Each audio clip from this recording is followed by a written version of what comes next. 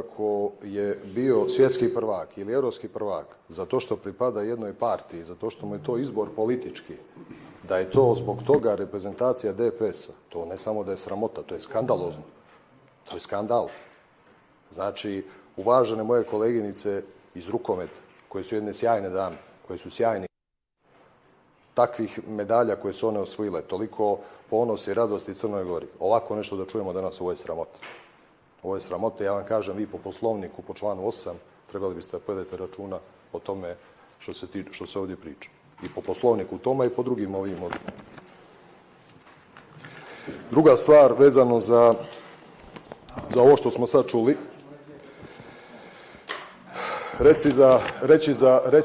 reći za vaterpolo kao sport da se igra samo u 4 države, to opet pokazuje, vi samo još više tonete. A onako niste baš fizički ste teški, što je dobro, ali kažem, vjerujte, znači tonete. Što se više javljate, sve više tonete. Sad ću vam reći, a zato što ne znate, da mislite kad bi ja sad tom logikom vašom rekao da Agassi i Federer i Đoković veze s mozgom nemaju zato što stalno jedan od njih dvojica, trojica osvaja Wimbledon ili Roland Garros, jer gdje su za Boga, zašto drugi teniseri to ne osvajaju? Pa zato što su oni najbolji. Evo, o tome se radi. U rukometu, nego u rukometu ne znate, u vaterpolu možete samo puštiti, možete da neki red u sali samo da držite ako može, ako ne možete vi, ja ću samo da znamo što ćemo. Ozbiljno kažem, sve okej, sve u redu, ozbiljno. Ja ne mogu da pričam dok pričam neko drugi.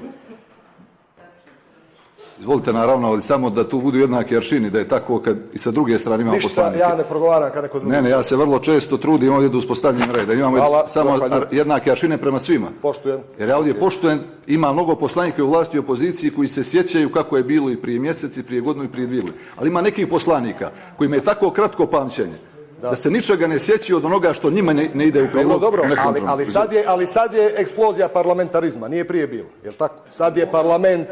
Ne, je zbog da, pa ja za to kažem, aj sad pričam onda. Znači, osnovna funkcija parlamenta je dijalog, idemo da pričamo jedni s drugima ovdje. To je poenta priča. Evo, okej, odlično. Hvala, ja stvarno vašu demokratičnost poštujem. Evo, svaka čast. Ne može, zato što nisi još završio, samo sekundu.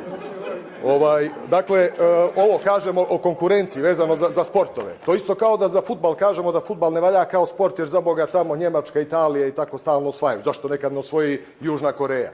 A zato što se igra tamo najbolji fudbal. Zato što vaterpolo ovdje, ove države imaju tradiciju. Ima Italija, ima Grčka. U rukometu su, gospodine Radunoviću, druge države. Njemačka, Švedska, Norveška. Znači, to je suština priče.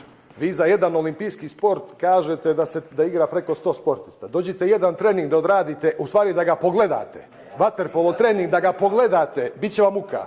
A ne da uđete u bazen, ne daj Bože.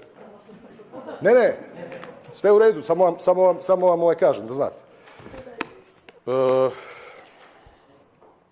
Druga stvar vezano za, kažete, uvijek spočitavate tu priču kao bivša vlast mrzjela je nekoga, mislim, razumije se na što mislite, nekoga koje druge nacionalnosti, nekoga koje je Srbin, pa nije se za to.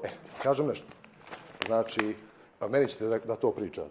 Ali vi znate da se ja sa 3 države osvojio zlata i srebra na svjetskim europskim prvenstvima. Da li vi znate da sam ja sa tim mojim prijateljima i kolegama iz Srbije bio dočekan ispred Skupštine grada Beograda pred 100.000 ljudi? Da li vi znate da ja dan danas u Beograd kad dođem ne smijem da dođem, a da se ne javim Šapiću i Kodinoviću, Vanji Udovičiću i svima njima? Znate li to? Pa ima veze, kako veze? Vi ćete da nekome kažete da on mrzi Srbe ili da... Ne.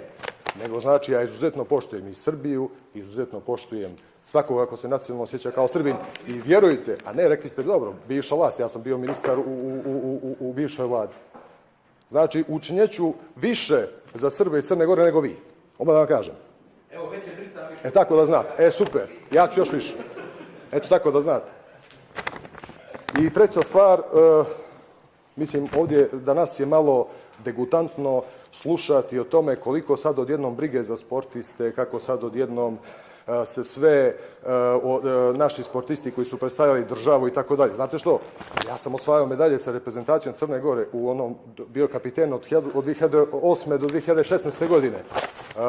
Ne sjećam se nijedne čestitke da je bila, ne vas, vi nikad niste ni navijali za Crnu Goru, ja to sve okej, mislim, to je vaš izbor. A govorim za druge kolege. Znači, nikad nijedna čestitka nije bila, nikad niko nije rekao, bili smo prvaci Evrope u Malagi, nikad niko. E sad odjednom srce boli nekoga kad gleda utakmicu, ne može da vjeruje da smo izgubili, da smo dobili i tako dalje. Znači, ne možete da navijate za reprezentaciju Crne Gore, gospodo, iz parlamentarne većine, samo kad ste vlast. A kad ste opozicija, onda su to sportisti DPS-a, sramnih bilo i tako dalje. To je sportisti. Kad igra reprezentacija, igra država. Naši vrhunski sportisti su naši vrhunski sportisti, svih nas. I predstavljaju Crnu Goru bolje nego svi zajedno vi. Zahvaljujem, idemo na